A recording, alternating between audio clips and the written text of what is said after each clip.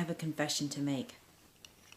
Sometimes the very things that I teach and preach and coach, I struggle with myself. I know, shocking, right?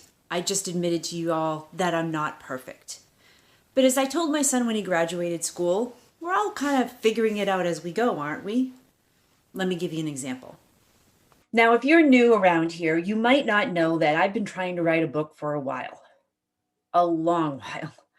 And I struggled and I stopped and I tried again and I went back to the drawing board and, well, I'm back at it again. But there is one major difference this time. Now, you may have heard by now about these Not About Me t-shirts and campaign that I wear to remind all of us that in sales, well, and in life too, our conversations and intentions really need to be focused on others, not about ourselves. Because selling isn't something that we do to others, it's something that we do with them.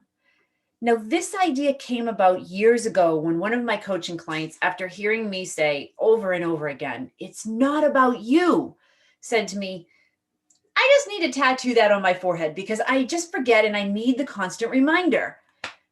So rather than let him tattoo it on his forehead, I created the t-shirts. Now, if you caught the first episode of this season's What Sales Can Learn From on the Sales Experts channel, then you've heard David Hoffeld and I talk about sales ethics studies that show that one of the reasons that we're most likely to lose our integrity in selling is when we're under pressure, financial pressure too. And in my work with sellers and managers, I see this happen a lot. And it's because of that pressure that the focus then becomes on ourselves and not on the other person. Now, if you check out the next episode 3 of What Sales Can Learn From, I'm going to be talking with former FBI behavioral analyst Robin Dreek. And you're going to hear us talk about some Harvard studies that show that we spend upwards of 40% of our time talking about ourselves. Because when we do, our brains release dopamine, which makes us feel good. Now, this happens when you're a CEO and your relationships with your customers or employees, or if you're a sales leader and you're talking to your direct reports, or if you're a manager with your sellers, and yeah, you guessed it, if you're a seller with your buyers, and if you're a writer with your readers.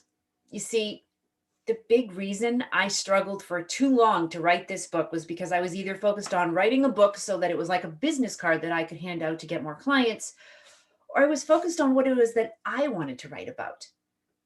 It was all about me, and so I struggled.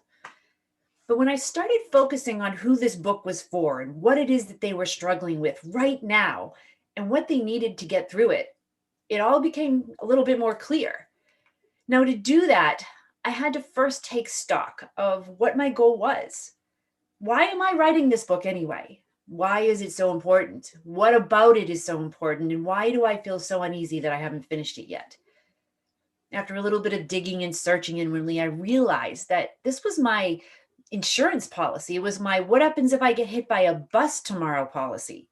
Because there's so much that I've learned and seen others do. And when they're about to hit those same potholes or the train that's coming towards them, I want to yell, "Look out!" And for me, if this book had existed when I first started my business years ago, it probably would have saved me a lot of gray hair and sleepless nights. Now, the second thing that I had to do is I had to ask myself, who is this book for?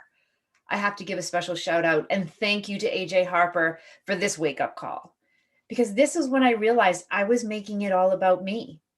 Now I'm focused on writing a book for entrepreneurs who want to get more customers and clients, but they're struggling with finding the time and the right messaging and the process and the pricing, and just might not realize that what they're really struggling with is their mindset towards selling that's preventing them from success.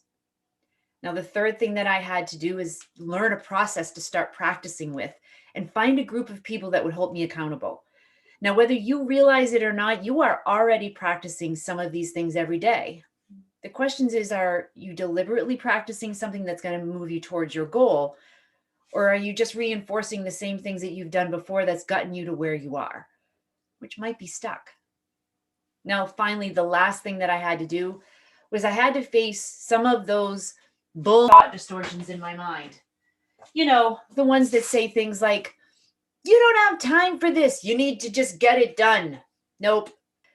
No, if you want to be an ethical leader, a seller, or an entrepreneur and take the focus off of yourself, As Robin Dreek said in our interview, you need to seek to be a resource to others.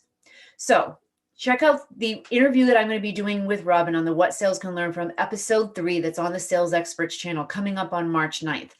We're going to share a lot more techniques and tips and communication styles that you can use to make sure that your focus isn't on yourself, but is on your buyer or your seller or your manager or your reader. So check out the episode and we'll see you next time.